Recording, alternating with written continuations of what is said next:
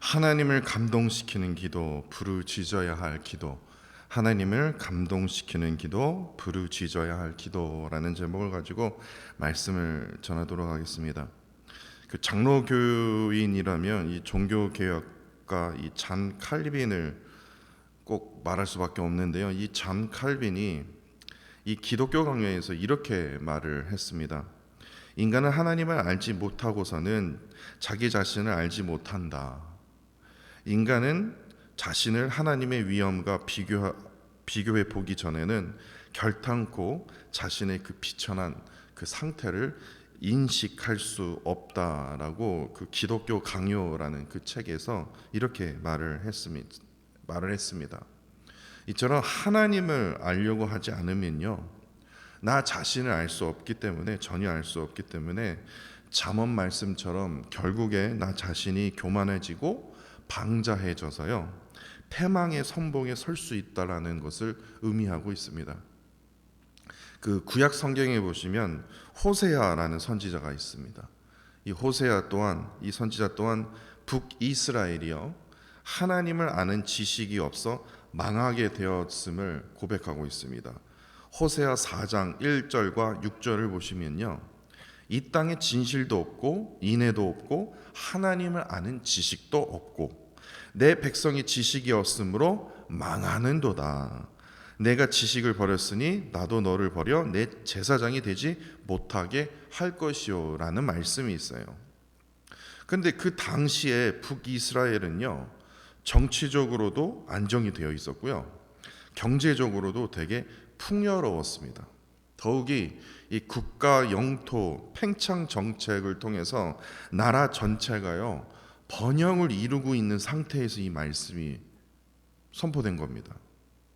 그러나 중요한 것은요, 여러분도 아시다시피 조금만 있으면요, 이후로 한 30년에서 한 40년 이후에요, 아수르라는 그 제국이 등장하면서 북이스라엘을 향해서 참혹한 심판이 가하게 되는데, 멀지 않았다라는 것을 그들이 뭡니까? 북이스라엘 백성들이 전혀 몰랐다라는 겁니다. 그래서 그 당시에 아무리 뭐 경제적으로 정치적으로 뭐 영토가 확장되고 뭐 그런다 하더라도 사회적으로나 도덕적으로 부패가 날로 극심해져 갔으며, 특히 이 영적으로 이 부패, 그러니까 우상 숭배가 끊이지를 않았어요. 하나님을 외면했다라는 겁니다.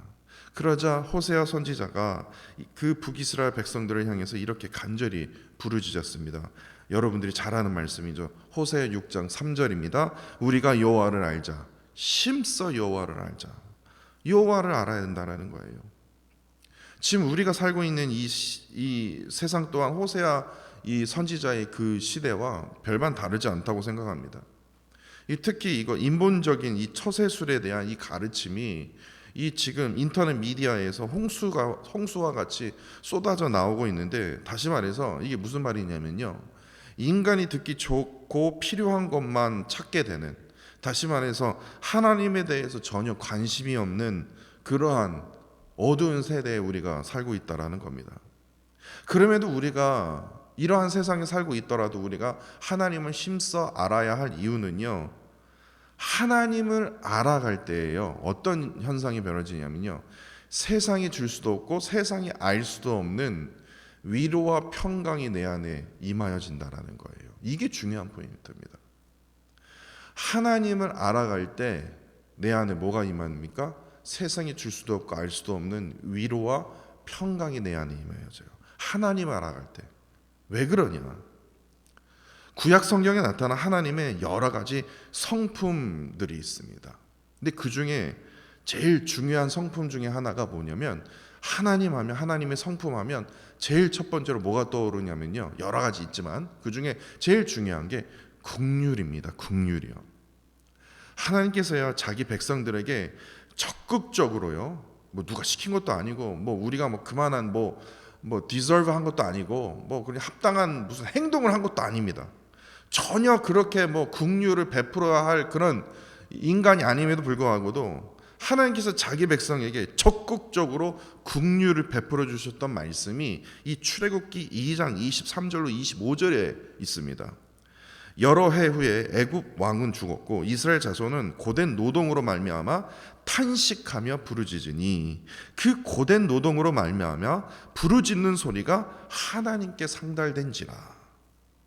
그러면 하나님께 그 부르짖는 그 소리가 상달되었으니까 하나님께서 무엇을 하셨냐? 하나님이 그들의 고통 소리를 들으시고 하나님이 아브라함과 이삭과 야곱과 세운 그의 언약을 기억하사 하나님이 이스라엘 자손을 다른 신이 돌보는 게 아니라 하나님께서 직접 이스라엘 자손을 돌보셨고 하나님이 그들을 기억하셨더라라는 말씀이 있습니다. 그러니까 다시 말해서 정리하자면 이렇습니다. 하나님께서 이스라엘 그 민족에게 적극적으로 긍휼을 베푸실 때 네 가지 현상이 나타났다는 거예요. 첫 번째, 백성들의 부르짖는 그 소리와 고통의 소리를 외면하지 않으셨어요. 듣고 계셨다라는 거예요. 그리고 두 번째로는 그 부르짖는 소리와 고통의 소리를 왜 들으셨냐? 이전에 아브라함과 이삭과 야곱에게 세운 그 언약, 약속의 그 말씀을 기억하셨기 때문에, 그래서 그 언약의 말씀을 기억하셨고 그들의 부르짖는 소리와 고통의 소리를 들으셨기 때문에 세 번째로 그 백성들의 그 고통을 뭐예요? 그냥 공감한 게 아니라 동정하셨다라는 거예요. 이스라엘 백성들이 아픈 만큼 나 자신도 너무 아픈다라는 거예요. 그래서 네 번째로 그들을 기억하시고 불쌍히 여기셔서 그냥 동정으로 끝나는 것이 아니라 출애굽하여, 다시 말해서 그들을 구원시키기 위해서 누구를 보냅니까? 모세를 택하시고 모세를 강압적으로 이스라엘 백성들을 구원하기 위해서 보내셨다라는 거예요. 그러니까 다시 말해서 하나님의 그 성품 중에 제일 중요한 그 긍휼은요, 우리가 그냥 생각하기에 그냥 가만히 앉아서 멀리서 가만히 아이고 불쌍하다 그런 긍휼이 아니다라는 거예요. 다시 말해서 우리가 믿는 하나님은요, 그냥 긍휼의 감정만을 표현하시는 분이 아니다라는 거예요. 말로만 그냥 긍휼을 표현하시는 분이 아니다라는 거예요. 우리는 그냥 뭐 전쟁이 나거나 아니면 뭐 자연재해로 무슨 집을 잃거나 그런 분들을 우리가 뉴스를 이렇게 접하게 되면 우리 또한 불쌍히 여기는 마음이 느껴지게 됩니다. 그러나 아이고 불쌍하네, 아이고 너무 안 됐다, 그러고 나서 1분 후면요 그냥 우리가 그거 다 까먹고 그냥 우리 일해요. 그것 때문에 우리가 뭐 하루 종일 그것 때문에 기억이 나갖고 슬픔 가운데 내 일을 못할 정도가 아니다라는 거예요. 다시 말해서 우리가 품는 그 불쌍한 마음은 그냥 아이고 불쌍하다라고 그냥 감정에서 끝나는 거예요. 더 이상 액션을 취하지 않는다라는 거예요. 대부분이요. 그런데 하나님께서 품으시는 그 불쌍히 여기는 그 마음, 긍휼의 그 은혜는요, 하나님께서 직접 베푸신다라는 거예요.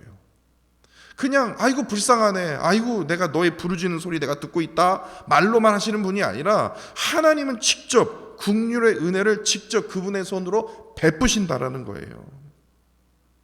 이러한 긍휼의 그 하나님을 우리가 알고 있다란다면, 우리가 깨닫는다면 아무도 나 자신의 아픔, 나 자신의 그 고민 이해할 사람 이 세상에 없다, 그 말을 할 수 없다라는 거예요. 그 긍휼의 은혜의 하나님을 내가 알게 된다면요, 나 되게 외롭다, 누가 나를 이해해 주나, 그러한 말이 나타날 수 없다라는 거예요. 내 입에서 터져나올 수 없다라는 거예요. 왜냐? 우리가 힘들고 지칠 때마다 우리가 늘 승리할 수 있는 이유는요, 그리스도인이 늘 승리하고 기뻐할 수 있는 이유는 뭐냐면 우리가 믿는 하나님이 어떤 하나님인지를 우리가 알고 있기 때문에 하나님을 할 때, 하나님의 성품을 할 때 우리가 어떠한 현상이 벌어진다고요? 내 안에 위로와 평강이, 다시 말해서 세상이 줄 수도 없고 세상이 알지도 못하는 긍휼과 위로와 평강이 내 안에 있다는 거예요. 그 믿음의 뭐라고 말할까요? 샘이요. 그 믿음의 샘이 샘처럼 그냥 막 솟아난다라는 거예요. 이런 의미에서 오늘 본문을 한번 보시면요, 깊은 은혜를 깨닫게 됩니다. 저도 오늘 본문 말씀을 통해서 저 개인적으로도 참으로 많은 도전과 은혜를 받았는데요. 시편 86편 표제어에 이렇게 되어 있습니다. 다윗의 기도라고 되어 있습니다. 왜냐? 저희들이 항상 지금 다윗이 썼던 그 시편만 지금 골라서 지금 묵상하고 있지 않습니까? 그런데 다윗이요 하나님을 향하여 기도하고 있을 때 그때 그 다윗이 처했던 상황이 여러분도 잘 아다시피 항상 어렵지 않습니까? 1절입니다. 나는 가난하고 궁핍하오니. 더 디테일하게 되어 있어요. 그러니까 지금 힘든 위기의 상황인데 그 위기의 상황이 어떤 상황이냐? 가난해요. 그리고 궁핍해요. 배고파요. 그러한 위기에 지금 처했다라는 것을 우리가 볼 수 있습니다. 사람이 위기에 처하면요 다른 거 보이지가 않아요. 그 위기에만 집중하게 돼요. 다른 거 생각할 여력이 없다라는 거예요. 그 위기에만 집중하게 되는데 그 위기를 어떻게 벗어날 수 있을까? 내가 어떠한 방법과 어떠한 그것으로 이 위기에서 내가 지금 떠날 수 있을까? 그 생각만 하는데 다윗은 그 위기 앞에서 다시 말해서 분명히 가난했고요. 분명히 그 궁핍한 위기에 처해 있음에도 다윗은 그 궁핍과 가난에 계속 집중한 것이 아니라 이것을 내가 어떻게 스스로 벗어날 수 있을까를 고민한 게 아니라 다윗은 늘 그랬듯 뭐예요? 그 문제를 바라보는 것이 아니라 하나님께로만 집중했다라는 거예요. 그래서 어떠한 현상이 벌어지냐? 다윗은 이미 자신의 깨달은 그 하나님의 성품, 하나님으로부터 다윗이요 그 안에 세상이 줄 수도 없고 세상이 알 수도 없는 그 위로와 평강이 임하여졌음을 우리가 오늘 본문 말씀을 통해서 우리가 보게 된다라는 겁니다. 그렇다면 다윗이 위기 속에서 깨달은 그 하나님을 살펴보면서 이를 통해서 우리가 깨달은 그 은혜가 무엇인지 우리가 나누고자 합니다. 먼저 1절과 7절부터 보시면요, 1절 7절까지 딱 나눠보면요, 거기까지 딱 묶어보면요, 위기 속에서 다윗은요 오직 전능하신 하나님만이 그 유일한 소망 되심을 고백하고 있다라는 겁니다. 먼저 1절에서요 자신은 가난하고 궁핍한 위기 상태입니다 라고 말하면서 그 끝에서 뭐라고 외칩니까? 주의 귀를 기울여 내게 응답하소서라고 하나님을 향해 외치고 있다라는 겁니다. 그러면서요 특징이 뭐냐면 다윗은 하나님의 그 이름을 여러 가지로 사용하고 있다라는 겁니다. 다시 말해서 1절과 6절에서요 하나님의 이름을 여호와여라고 부르짖지 않습니까? 그리고 2절에서는 내 주 하나님이여, 그냥 하나님이여가 아니라 내 주 하나님이여. 그리고 3절과 4절에서는 뭐라고 얘기합니까? 하나님을 주여라고 이 세 가지 단어를 동원하면서까지 하나님을 간절히 찾고 있다라는 거예요. 그러니까 그냥 단지 하나님 그렇게 하는 게 아니라 너무나도 간절하기 때문에 하나님의 이름을 자신이 깨달은, 그리고 자신이 뭡니까? 생각하는 그 하나님, 자신이 깨달은 그 하나님의 그 이름을 세 가지 단어를 동원하면서 하나님을 그토록 간절히 찾고 있는데 하나님을 향한 다윗의 마음 또한 여기에 담겨져 있다라는 거예요. 2절에 주를 의지하고, 다윗의 마음은 지금 주님만 보이는 거예요. 주를 의지하고. 그리고 3절에서는요 하나님을 향한 다윗의 마음이 종일 주께 부르짖고 싶은 심정이라는 거예요. 오직 하나님 앞에 내 모든 그 걱정과 그 고통과 그 모든 염려를 하나님께 지금 다 부르짖고 싶은 심정이라는 거예요. 그렇기 때문에 4절에 다른 사람 문제 바라보는 게 아니라, 인간을 바라보는 게 아니라 주를 우러러 본다라는 거예요. 그러한 심정을 갖고 있었다는 거예요. 그러한 마음이요. 오로지 하나님의 구원을 뭐합니까? 간절히 지금 간구하고 있음을 보게 된다라는 겁니다. 그러면서 7절에 다윗은 이렇게 고백합니다. 주께서 내게 응답하시리라라는 그 믿음이 흔들리지 않고 있었다라는 거예요. 왜냐? 하나님의 응답이 뭡니까? 참된 구원을 의미하고 있기 때문에 이를 통해서 내 안에 참된 위로와 평강이 임하여질 것이라는 그 믿음의 그 고백이 지금 터져 나온 것입니다. 다윗은 분명히 이스라엘의 왕이었습니다. 그렇다면 자신에게 충성된 신하들도 분명히 있었을 텐데 그 충성된 신하들을 통해서 자신이 직면한 그 가난과 궁핍에서, 다시 말해서 그 위기에서 벗어날 수 있었을 것이에요. 벗어날 수 있는 그 시도를 자기에게 충성된 종을 통해서, 다시 말해서 사람을 의지해서 그 문제를 해결할 수 있었을 것이에요. 그러나 다윗은 그렇게 하지 않았다라는 겁니다. 유일한 소망은, 자신에게 유일한 소망은 앞서 말씀드렸듯이 나에게 충성된 신하가 아니라 뭡니까? 유일한 소망은 전능하신 하나님 한 분밖에 없음을 1절과 7절까지 서머리 하자면요, 딱 그게 포인트입니다. 내가 의지할 분, 내가 유일한 소망은, 나의 유일한 소망은 전능하신 하나님 한 분밖에 없습니다. 그리고 이어서요 8절부터 13절까지 묶을 수 있는데요, 8절부터 13절은요 오로지 하나님 한 분만이 참된 구원을 베풀 수 있기 때문에 하나님만이 유일한 전능자이심을 지금 고백하고 있다는 겁니다. 이게 무슨 말이냐면요, 이제 왕에게 가난과 궁핍이 찾아왔다라는 것은 그것은 무엇을 의미합니까? 왕이 가난하고 왕이 궁핍하다, 그 말은 당연히 그 왕을 따르는 백성들 또한 어떻게 합니까? 가난하고 궁핍한 상태에 이르렀다라는 것을 우리가 알 수 있어요. 백성들이 가난하고 궁핍하시자 왕을 따르겠습니까? 왕을 외면하게 되거든요. 인간은 배고픔이요 그냥 그 리더에게 손가락질 하는 것처럼요. 예. 그래서 경제가 중요하지 않습니까? 그러니까 가난하고 궁핍이 찾아오자 백성들이요, 지금 다윗이 믿는 하나님, 전능하신 하나님을 믿었던 이 백성들이 하나님이 아니라 누구를 찾게 됩니까? 우상을 찾게 된다는 거예요. 다른 신들을 찾게 된다는 거예요. 그러자 다윗이요 8절로 10절에서 오직 하나님만이 참된 신이십니다. 지금 가난하고 궁핍한 상황이 닥쳐온다 할지라도 이런 상황에도 하나님을 의지해야 됩니다. 왜냐? 하나님만이 우리의 참된 신이시기 때문에 홀로 위대하시다라고 고백하면서 특별히 11절에요 하나님의 도, 다시 말해서 하나님의 집, 하나님의 백성들이 지금 땅 길로 지금 가고 있는데 하나님의 도를 가르쳐 주십시오.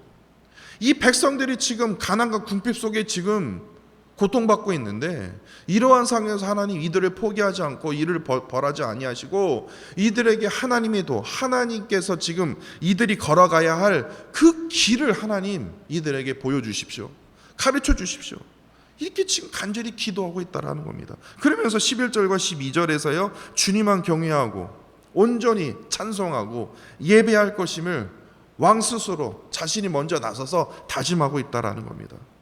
이는 13절에서요 하나님만이 지금 우리가 지금 겪고 있는 깊은 수월, 그게 무슨 말이냐면요 깊은 지옥, 지금 가난과 궁핍으로 지금 지옥에 지금 빠져있는 느낌이 들거든요.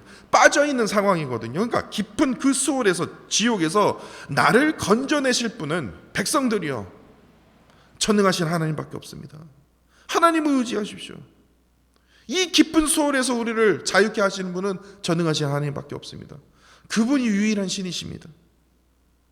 그래서 지금 가난과 궁핍에 고통받는 그 백성들을 통해서 다른 어떤 것으로 문제를 해결하지 말고, 다른 신을 쫓아서 그 문제를 해결하지 말고 뭐예요? 유일한 구원자 되시는 전능하신 하나님만을 바라보라. 그리고 왕으로서 하나님을 향하여 하나님 이들에게 하나님의 도를, 하나님이 보여주신 그 길을 가르쳐 주십시오 라고 지금 기도하고 있다라는 겁니다. 그리고 이제 맨 마지막 부분입니다. 14절부터 17절을 보시면요 이제는 다윗이 하나님을 정확히 깨닫고 아는 자만이 세상이 주는 그 가난과 그 궁핍으로부터 참된 위로와 평강이 임하여질 것임을 직접 증거하고 있다는 겁니다. 여기서 이제 제일 중요한 건데요, 저 이 포인트에서 정말 많은 은혜를 받았는데요, 다윗은요 14절에서 자신이 직접 목격한 그 악인들이 얼마나 교만하고 얼마나 잔인하고 포악한지를 지금 하나님 앞에 고발하고 있다는 겁니다. 그러니까 그 가난과 궁핍이 무슨 자연재해를 통해서가 아니라 이들의 악인들 때문에 그래요. 이 악인들의 교만과 악인들의 이 잔인함과 악인들의 이 포악함이요, 그것을 지금 하나님 앞에 지금 고발하고 있는데요, 그러면서 다윗이 하는 말이요 저의 상식을 깨버렸습니다. 15절에 있습니다.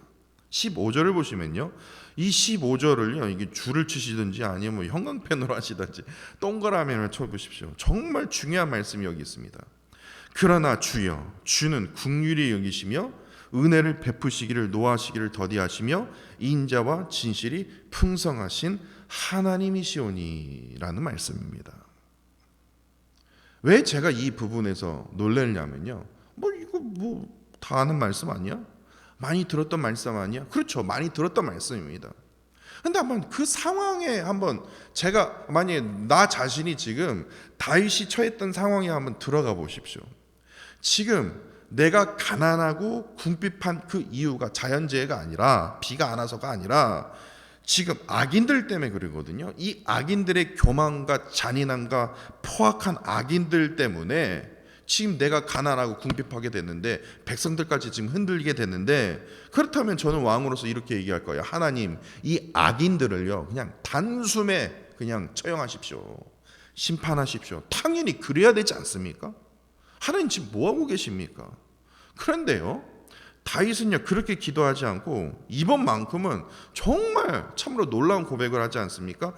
하나님께서는 지금 악인들이 지금 막 악을 행하고 있는데, 잔인하고 포악한 행위들을 교만하여서 잔인하고 포악한 행위를 하고 있는 그 상황 속에서 하나님께서는 이 악인들을 볼 때 긍휼히 여기시며 은혜를 베푸시며 노하기를 더디하시며 인자와 진실이 풍성하시기에 즉시 이들을 치지 않으실 것임을 다윗이 알았기 때문에 이 고백이 가능할 수 있었다라는 거예요. 뿐만 아니라 5절에요. 다윗은 하나님에 대해서 이렇게 얘기합니다. 죄를 용서하기를 기뻐하시는 선하신 하나님이십니다. 인자하심이 후하신 하나님이십니다. 자신이 깨달은 하나님이 바로 이러한 하나님이었다라는 거예요. 자신은 마음속에 저 악인 진짜 하루아침이라도 그냥 막 심판해 주셨으면 좋겠지만, 내가 하나님이라면 그냥 그날 그 즉시 그냥 뭐 하늘에 번개를 치든 뭐 비를 내리든 홍수를 내리든 그래갖고 그냥 즉시 그냥 저는 그냥 심판하고 싶지만, 다윗은 알고 있었다라는 거예요. 다윗은 나와 같지 않고, 하나님은 나와 같지 않구나.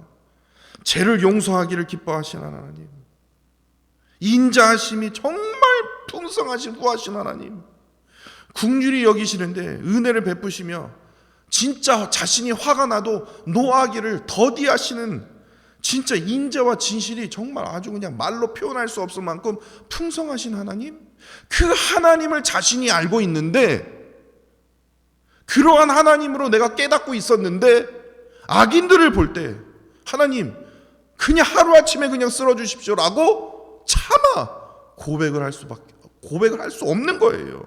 왜냐? 내가 깨닫는 하나님이, 내가 경험한 하나님이 그러한 하나님이거든요. 그러면서 차마 그런 말을 못하니까요 16절 말씀을 이제 우리가 이해가 돼요. 16절 말씀은 뭐라고 얘기합니까? 내게로 돌이키사. 이게 무슨 말입니까? 지금 악인들에게 지금 하나님께서 정말 하나는 인자하심과 긍휼하심과 선하심을 지금 베푸시고 계시는데, 지금 악인들이 막 포악을 행하고 막 교만을 행하고 막 그러한 악인들의 지금 그 엄청난 일들을 행하심에도 지금 하나님이 참고 계심을 보면서, 하나님 내게를 돌이키면 안 됩니까? 다시 말해서 지금 그 은혜가 지금 악인들에게 지금 계속 향하고 있는데, 긍휼의 은혜가 지금 악인들에게 향하고 있는데, 그 긍휼의 은혜를 좀 나에게 좀 주시면 안 됩니까? 저에게도 좀 베풀어 주시면 안 됩니까? 지금 그 의미거든요. 내게로 돌이키시면 안 되겠습니까?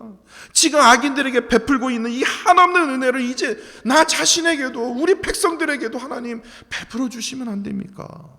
어떻게 이러한 고백이 가능할 수 있냐고요. 그러면서 17절에서요 다윗은 이 고백이 진짜 하나님을 감동시키고 하나님을 놀라게 할 뿐만 아니라 나 스스로에게도 저에게도요 참으로 닮고 싶은 놀라운 고백을 하고 있습니다. 17절에 이렇게 고백하지 않습니까? 은총의 표적을 내게 보이소서. 그러면 나를 미워하는 그들이 보고 부끄러워하오니, 여호와여 주는 나를 돕고 위로하시는 이시니이다 라고 다윗이 마지막에 이렇게 고백하고 있지 않습니까?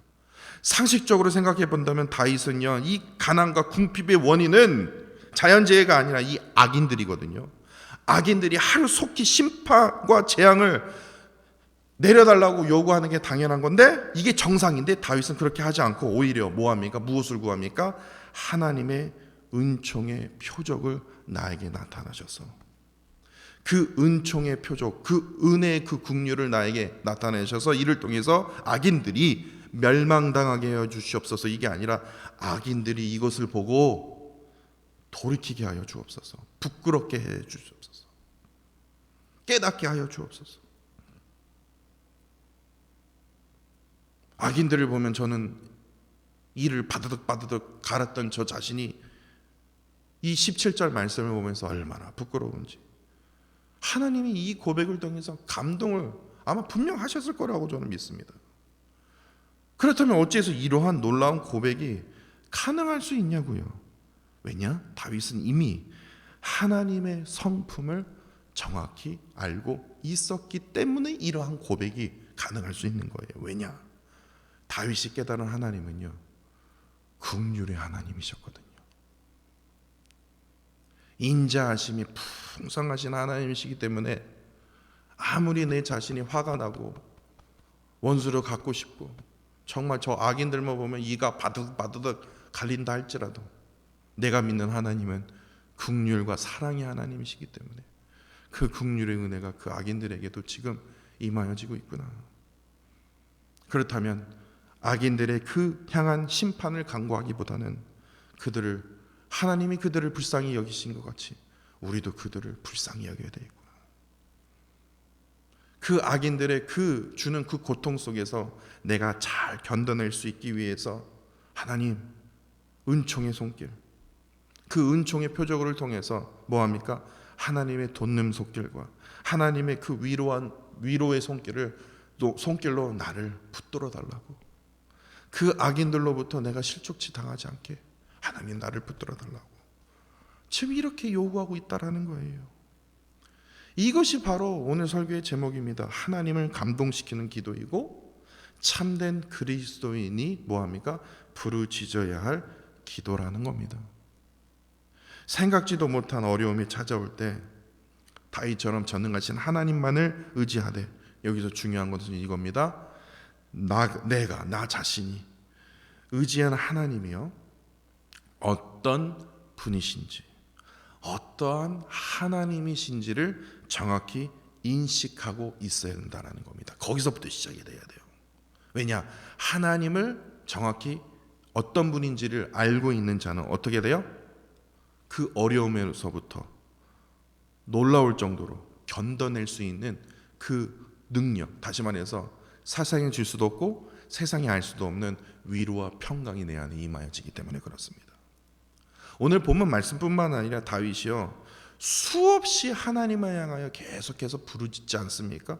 이게 이스라엘 왕이야 할 정도로요, 뭔 이렇게 어려움이 많아 할 정도로요, 다윗이 수없이 하나님께 부르짖던 이유는요, 자신의 오로지 안위를 위해서 그냥 편안하기 위해서가 아니라 오직 하나님을 알아가기 위해서 부르짖었다라는 거예요. 왜냐? 하나님을 알아야지만 지금 내가 처한 상황에서 어떻게 해요? 승리할 수 있기 때문에, 위로를 받을 수 있기 때문에. 하나님을 아는 만큼 뭐예요? 내가 하나님을 향한 그 믿음이 달라진다라는 거예요. 어려움이 닥쳐와도 하나님을 아는 만큼 그 어려움을 이길 수 있는 능력이 나에게 임하여진다라는 거예요. 결국에 하나님을 체험하고 하나님을 경험하는 그 영적인 일에 그 간절함이 있었던 다윗은요, 어떻게 됩니까? 하나님으로부터 인정받는 사람, 다시 말해서 하나님으로부터 합당한 자다, 너는 나에게 합당한 자다, 그 인정받음을 통해서 다윗은 늘 승리하는 삶을 살 수 있었다라는 겁니다. 그렇기 때문에 호세아 6장 3절 말씀이 참으로 우리에게 중요하다라는 거예요. 다시 한 번 더 강조하면서 제가 읽어드리도록 하겠습니다. 우리가 여호와를 알자, 심써 여호와를 알자. 왜냐? 그의 나타나심은 새벽빛과 같이 어김없나니 비와 같이 땅을 적시는 늦은 비와 같이 우리에게 임하시리라. 세상에서의 새벽과 메마른 땅은 뭐라고 제가 말씀드렸습니까? 세상이 주는 고통과 뭐합니까? 아픔입니다. 세상이 주는 아픔과 고통이 최고 극에 달하는 뭐예요? 시간과 장소라는 거예요. 그것이 바로 이 새벽이고 마른 땅이다라는 거예요. 그 고통과 아픔이 가장 크게 다가오는 그 새벽의 시간, 그 메마른 땅의 그 장소에 하나님께서는요, 우리를 향해서 긍휼의 감정만을 느끼시는 분이 아니라 아이고 불쌍하네 라고 끝나는 분이 아니라 갈급하고 피곤한 우리의 영혼 위에 뭐예요? 하나님의 한없는 그 긍휼의 은혜를 베풀어 주시기 위해서 직접 나서는 분이시라는 거예요. 그게 우리가 믿는 전능하신 하나님이시다라는 겁니다. 이거를 꼭 기억해야 됩니다. 갈급하십니까? 지쳐 있습니까? 그러한 영혼 위에, 그러한 심령 위에 충분히 적시고도 만족해 하시는 그 하나님의 그 은혜 안에 늘 거하시는 저와 사랑하는 성도 여러분이 되시기를 간절히 원합니다. 기도하겠습니다. 하나님을 아는 만큼 우리의 믿음이 달라지기에 어떠한 상황에도 다윗처럼 위대한 기도의 그 고백이 터져 나올 수 있었음을 오늘 본문 시편 86편 말씀을 통해서 깊이 깨닫게 됩니다. 다윗의 이러한 그 위대한 그 신앙을 본받아 우리가 부르짖는 기도로부터 하나님을 감동케 하여 하나님께서 우리의 기도에 역사하시고 응답하시는 위로와 평강을 오늘 본문의 그 다윗처럼 동일하게 누리며 살아갈 수 있도록 은혜를 부어 주옵소서. 단 한순간도 하나님이 위로와 평강 없이는, 또한 하나님의 그 은혜를 떠나서는 단 한순간도 살 수 없는 그런 존재임을 늘 잊지 않도록 인도하여 주사, 특별히 긍휼하심의 그 풍성한 그 사랑의 하나님을 의지하며 특별히 나를 돕는 손으로, 위로의 손으로 붙들고 계시는 전능하신 하나님을 잊지 않도록 인도하여 주옵소서. 2023년도도 이제 얼마 남지 않았습니다. 주의 은혜만을 기억하며 잘 마무리할 수 있도록 인도하여 주시고, 특별히 내일 주일 예배 이후에 있을 공동의회에도 하나님의 놀라운 섭리하심과 인도하심을 깨닫게 되는 귀한 시간이 되어지도록 주께서 인도하여 주옵소서. 주님 사랑합니다. 감사드리며 예수 그리스도의 이름으로 기도합니다. 아멘.